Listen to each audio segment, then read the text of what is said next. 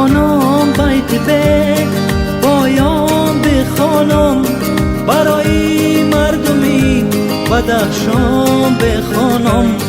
ز خورق جان گذر داری نداری دلبر، ز احوالم خبر داری نداری دلبر. ز خورق جان گذر داری نداری دلبر، ز احوالم خبر داری نداری دلبر.